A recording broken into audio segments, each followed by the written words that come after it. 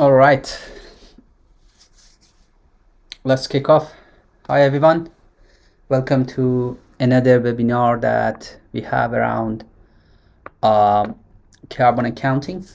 And today we are going to talk about the carbon credits, which is just a financial instrument representative of 1 metric ton of carbon dioxide, equivalent reduced or avoided. So carbon credit play a crucial role in global emissions management through both compliance and voluntary market that we're going to cover in this session. So let's start with the quick context. So let's see what's actually the carbon credit is.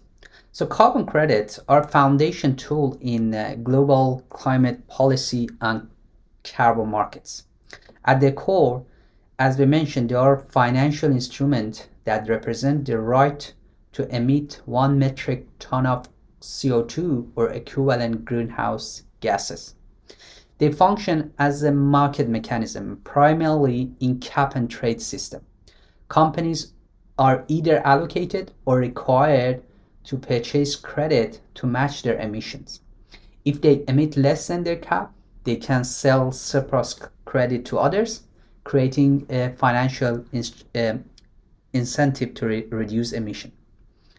Carbon credits are used in both compliance market where participant where there is like a participation that is needed under government regulations, and we have also voluntary market where companies or even individuals offset emission as part of their sustainability commitment. These systems are increasingly important for driving global emission reduction and channeling fund into climate solutions like renewable energy, reforestation, and also energy efficient projects. So as I mentioned, there are like two types of carbon market, compliance one and also voluntary, which each has different rules, motivation, and participants. So in compliance market, companies are legally required to participate. Governments allocate or auction carbon credits, and companies must hold enough credit to match their actual emissions. If they emit less, they can trade excess credit. If they emit more, they must buy additional credit to stay in compliance. A key example of this market is the EU emission trading system. On the other hand, voluntary markets are not legally mandated. Here, individuals and organizations buy credit voluntarily to offset their carbon footprint. These credits often support projects like renewable energy, reforestation, or methane capture. Participation is driven by corporate sustainability goals, investor expectations, and also consumer pressure. Both market aims to reduce emissions, but they differ in terms of regulation, enforcement, and also purpose. Now let's talk about some of key terms. So we already talked about the carbon credit, but also we have another concept, carbon offset, which these two terms are often used interchangeable. So they refer to slightly different concept, especially depends on the context. So carbon credit, as we mentioned, are typically associated with compliance market. They are allocated by government or regulatory bodies and represent a permit to emit a certain amount of greenhouse gases, usually 1 metric ton of CO2 equivalent. Companies are required to hold these credits to stay within their legal emission limits. Carbon offset, on the other hand, are usually part of the voluntary market. They are generated by emission reduction projects like forest conservation, renewable energy, or methane capture. Purchasing an offset means you are funding a project that reduce or remove emission outside your own operation. A quick terminology note that you need to consider here is that while these terms are often blurred in conversation, understanding these distinction is very important, especially when navigating compliance obligation versus voluntary climate action. Now let's talk about the the corporate strategies in compliance market. In compliance carbon market, companies don't just aim to meet legal requirements, they can also adapt smart strategies to reduce costs and even generate financial values. First, the foundation is emission reduction. By investing in energy efficient technologies, process improvements, or renewable energy, companies can reduce their emission below the amount of credit they are allocated. They can lead to surplus credit, especially unused allowance that can be traded or sold to other companies that are exceeding their limits. This strategy not only helps the environment, it also creates a financial opportunity. Companies can sell their excess credits on the market and generate revenue, turning compliance into a competitive advantage. It's also like a win-win scenario, lower emission and a potential profit, all while strengthening climate performance. So for companies participating in compliance carbon market, one key strategy is knowing when and how to purchase credit to stay within the regulatory limits. First, it starts with monitoring emissions. Companies must regularly track their GHG emissions and compare them against the number of credit they've been allocated. So if it looks like emission will exceed the available credit, the company must identify that shortfall early, giving time to respond strategically. The next step is to purchase additional credits from the market. This can be acquired from other companies with surplus credit or through government auctions, depending on the system. Finally, this process ensures regulatory compliance. By holding enough credit to match actual emissions, companies avoid penalties and also maintain their legal and environmental commitment. In the voluntary carbon market, companies take proactive steps to reduce and offset their emission, often as part of broader sustainability or net zero goals. First, they begin by setting carbon goals. This could be a commitment to carbon neutrality, net zero emission, or a science-based target, depending on the organization ambition and also timeline. Next, they measure their carbon footprint. This involves calculating total emission across operation, typically including scope 1 and 2 and relevant scope 3 emissions. Once the footprint is known, the company can purchase high-quality carbon offsets to neutralize emissions that are currently unavoidable.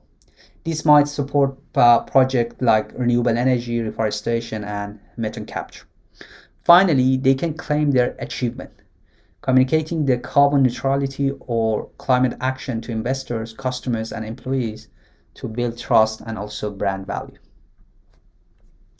Now let's talk about some of the good examples of how companies actually can leverage carbon market. So we have Tesla here, which has generated substantial revenue by selling carbon credits. In 2023 alone, Tesla sold approximately 1.78 billion worth of carbon credits to other automakers that needed to comply with emission regulations. These credits represent the company's surplus and by producing zero emission vehicles. What's remarkable here is that these actually accounted for roughly 20% of Tesla total profit, highlighting how carbon credit can be a strategic financial asset, not just a compliance tool. Looking ahead, experts expect market dynamics to shift significantly by 2025. As more companies adopt EVs and governments tighten emission rules, the supply of available credit may decline and price could rise, changing how companies buy, sell, and compete in these markets. The next example is Shell, which is how a measure emitter is using carbon market as part of its broader climate strategy. As a global energy company, Shell has a significant carbon footprint, largely due to fossil fuel operation. But in response to growing pressures from investors, regulators, and the public, the company has made ambitious climate commitment. One of its key goals is to offset 120 million tons of CO2 annually by 2030.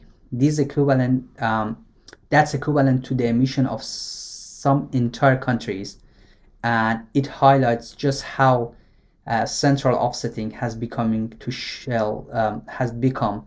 to Shell decarbonization efforts.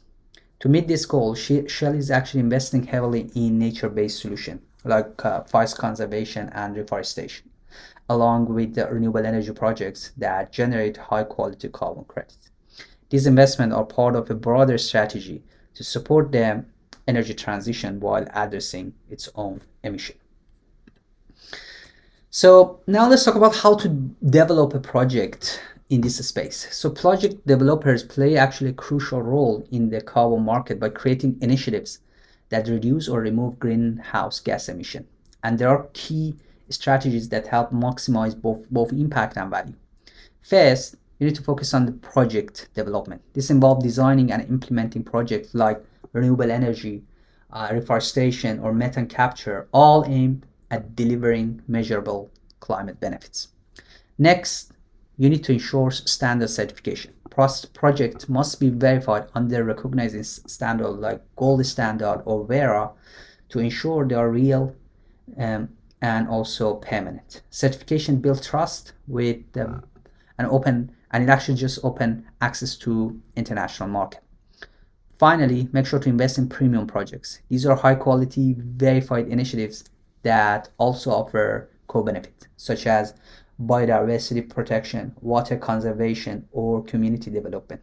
Premium projects often command high price in the voluntary market because they deliver more than just carbon reduction. They tell a compelling story, actually. So these are like the types of credit generating projects, like renewable energy projects like wind, solar, and hydro that replace fossil fuel based power, preventing emission that would have occurred otherwise.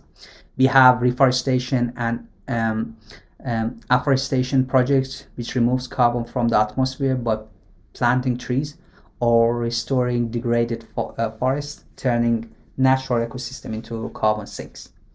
We have methane capture initiatives such as those at landfills or agricultural sites, prevent methane, a highly potent greenhouse gas, from entering to atmosphere.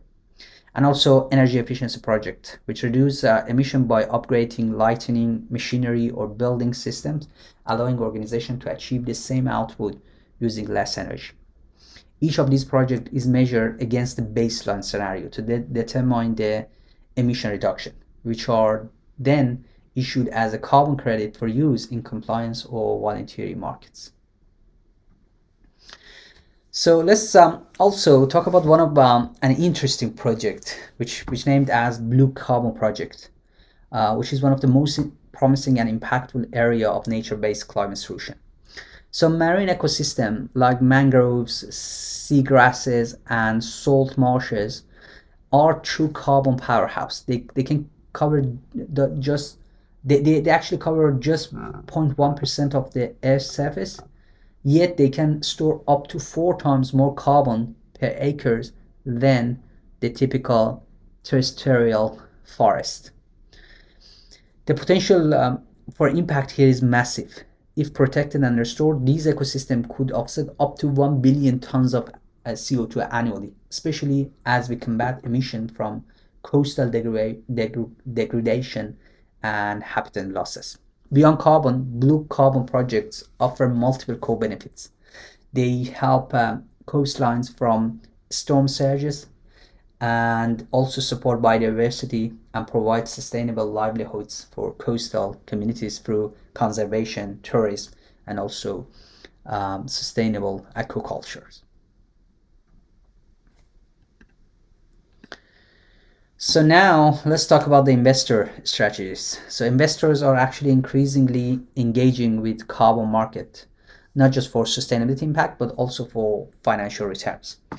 There are like 3 primary strategies that these investors can use. First, there is this direct project investment. Investor can fund a specific carbon reducing projects like reforestation, renewable energy, in exchange for a share of the carbon credits generated. They provided both environmental impact and also potential revenue stream from credit sales.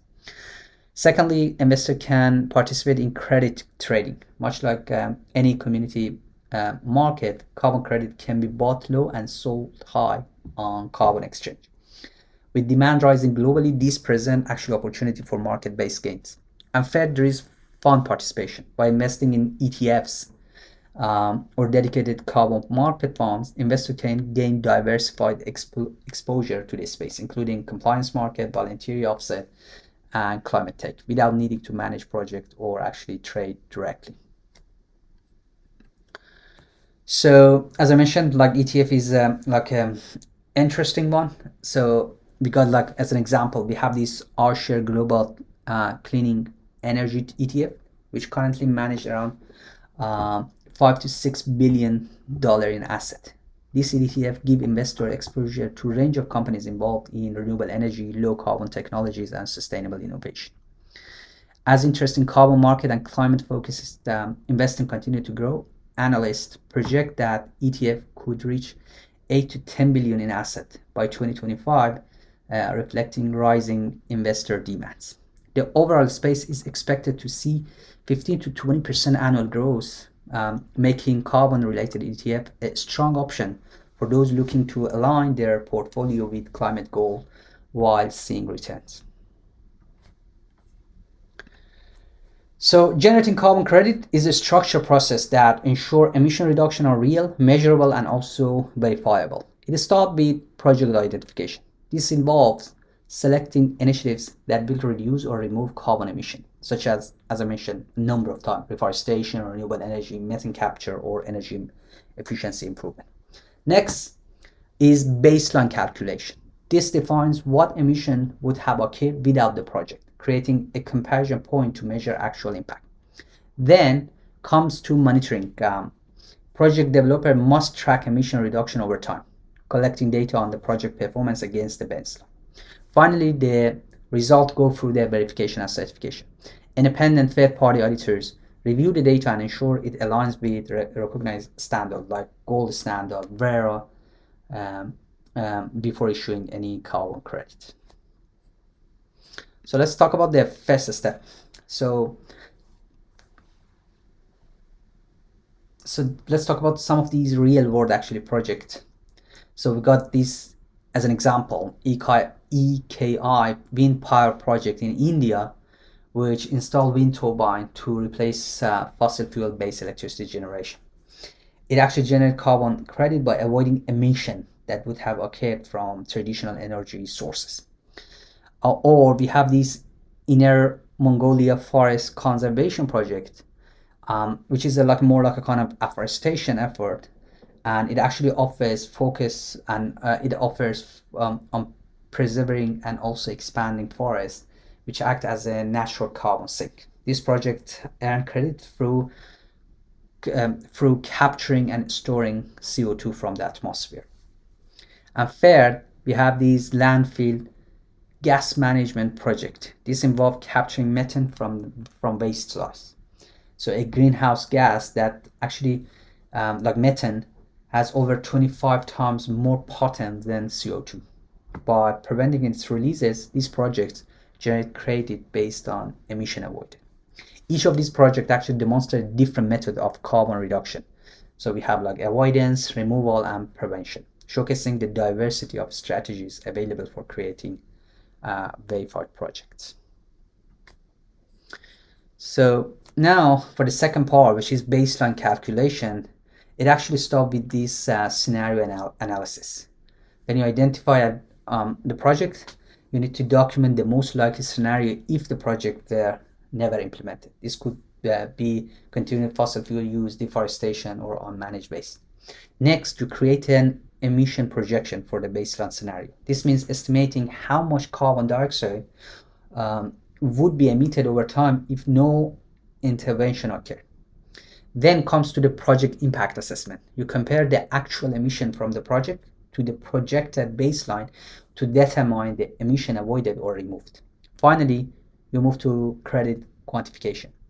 The difference between the baseline and also project emission is converted into the carbon credit, where one credit equals 1 metric tons of CO2 equivalent. Monitoring and verification is very crucial to ensure that the carbon credits are real, measurable, and credible. And It actually just also help maintain the integrity of both voluntary and also compliance market. So we have this monitoring process. So those developer must implement a detailed monitoring plan that track key parameters like energy output, fuel consumption, or forest growth. Depending on the project type, data is collected through the project lifetime, ensuring that reduction are ongoing and also consistent with approval methodologies. Then the data is reviewed from ex post verification, which take place after the emission reduction have occurred. This ensures that not only those are actual, but then those measure reduction are eligible for carbon credit. We also have these verification bodies, which are independent third parties, which are responsible for evaluating the data and confirming that the project meets all requirements. Leading, there are like a number of those verification bodies like DNV, SGS, that actually just provide an unbiased standardized validation of each credit. So in terms of like the certification, so it actually certification ensure the carbon credit are credible, consistent, and high quality. And there are three most widely used in the voluntary carbon market. We have this gold standard founded by WWF and other NGOs, and it emphasizes not just carbon reduction but also sustainable development co-benefit like health, biodiversity, and community resilience. So this is actually ideal for projects that want to demonstrate broader impact beyond just emission. Second, we have this verified carbon standard or VCS run by Verra. This is the world's most widely used voluntary carbon market program, known for its rigorous methodologies and global reach. VCS actually has a high standard for additionality, permanence, and also accurate measurement.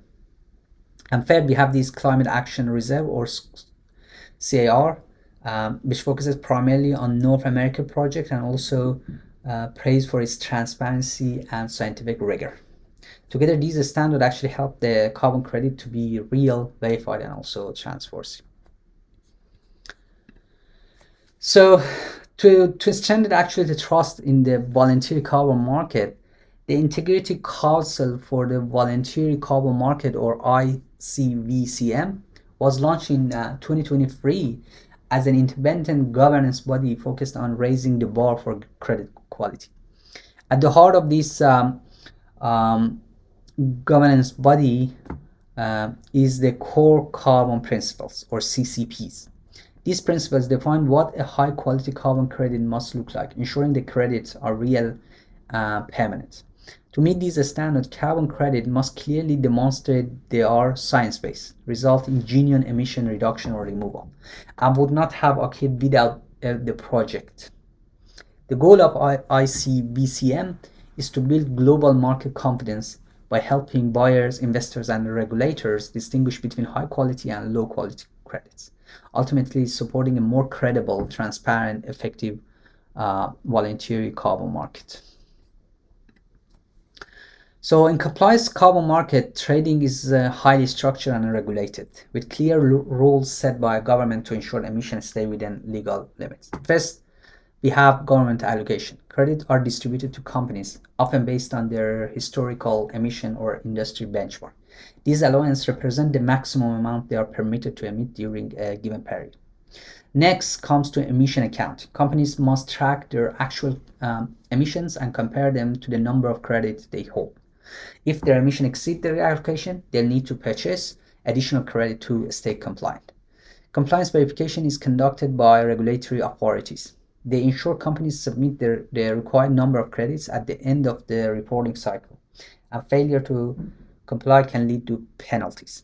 Finally, companies with surplus credit from reducing emission below their cap can sell or trade them on regulated exchanges. This creates actually a financial incentives for overperformance and allow the market to function efficiently. In the volunteer market, companies have more actually flexibility, but also more responsibility in how they purchase and use carbon credit to offset their emission. First, there is this selection piece. Many organizations work with the trusted broker or platform like Native Energy or South Polo South Pole to help navigating the market, source credit, and ensure proper retirement. Next is project selection. Companies choose offset projects that align with their brand value and sustainability goal, whether it's renewable energy, reforestation, or community-based initiatives. Then it comes to due diligence. It's essentially to verify the quality of the credit, making sure they are certified and under recognized standard like Verra Gold Standard or CAR, and meet key criteria like those prominence and verification. Finally, after purchase, company must retire the credit, removing them from the circulation to officially claim the emission offset. This retirement is recorded to ensure transparency and also prevent double counting. So this carbon market is actually just increasingly moving online with a range of digital trading platforms designed to serve different users, from individual to institutional buyers. We have a consumer platform app like Galaxis, which makes it easier for individual or a small business to calculate their carbon footprint and purchase offset directly. Next, we have these professional exchanges. These are a specialist platform built for large volume carbon credit trading. They connect buyer and sellers in real-time market, offer pricing transparency, and also include tools for compliance and reporting. Good example are Expansive CBL or Climate Impact X. Finally, we have blockchain solution. These are emerging category that adds traceability, security, and also automation to carbon trading. Blockchain and platform actually help prevent double counting, streamline credit retirement, and also are increasingly being considered for Article 6 implementation on the Paris Agreement.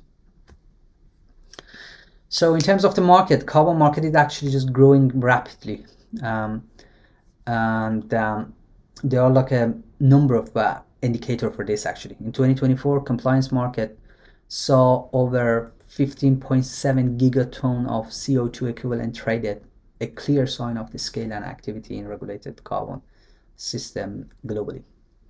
In terms of value, compliance market reached approximately 950 billion in 2023, reflecting strong pricing, increased participation, and also expanding policy coverage. On the voluntary side, around 250 million carbon credits were traded in 2023, with companies using them to meet net zero goal, demonstrate climate leadership, and also engaging in high impact offsetting. Overall, the combined carbon market experienced an estimated 20% annual growth last year, and this trend is expected to continue as more countries and companies align with climate targets. So in terms of like the debate on the effectiveness of these types of markets, so we have these proponents which argue that when done right, high quality carbon credit lead to real verifiable emission reduction. They also help channel critical funding into climate solutions, especially in developing regions where financing is scarce. But critics actually conduct that not all the credits are created equal. Some projects may lack additionality or prominence, meaning they don't guarantee real or lasting reduction. They are also concerned that credit be used as a way for companies to continue polluting rather than making deep operation changes. The key takeaway here is that carbon market has potential, but the impact depends on credit quality, transparency, and how they are used in broader decarbonization strategies. So a major development shaped the future carbon market is Article 6 of Paris Agreement. This article actually provides the framework for international cooperation through carbon market, allowing countries to trade emission reduction to meet their climate target more cost effectively. Finalized as COP26, Article 6 set the rules for how these trades must occur, including requirement for transparency, accountability, and also environmental integrity.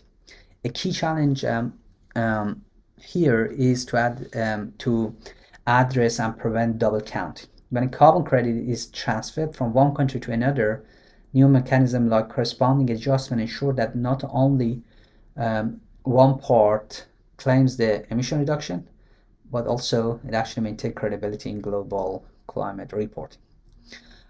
Digital infrastructure, especially blockchain that we mentioned, is expected to play a big role in implementing Article 6.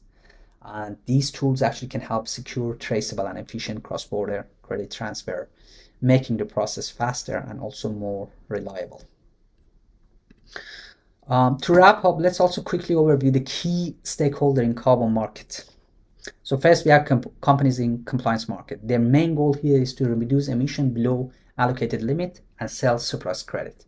For example, switching to LED lighting or energy efficient system can lower emission and create tradable credits. Second, we have companies in voluntary market. These organizations purchase offset to achieve carbon neutrality or meet net zero goals. A prime example is Shell, which already we discussed as one of the good examples, that trying to offset 120 million tons CO2 annually by 2030 through nature-based solution.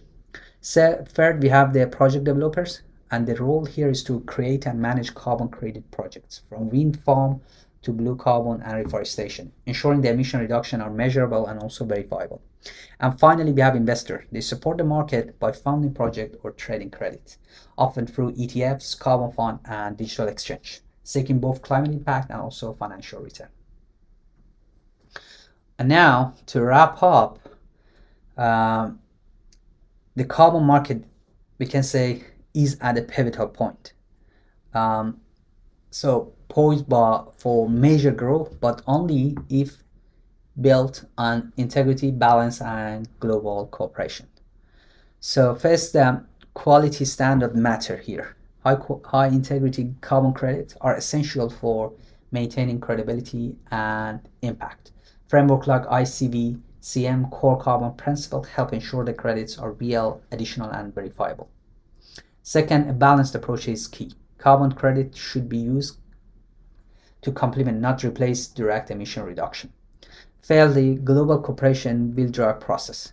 The implementation of Article 6 under the Paris Agreement will enable cross-border trading with digital infrastructure like blockchain, enhancing transparency and efficiency. And finally, market is rapidly evolving.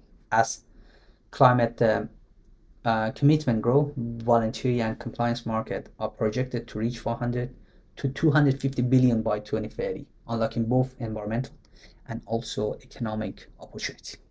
Awesome. Thanks everyone for joining. I hope you enjoyed this one. And now we can open up for questions.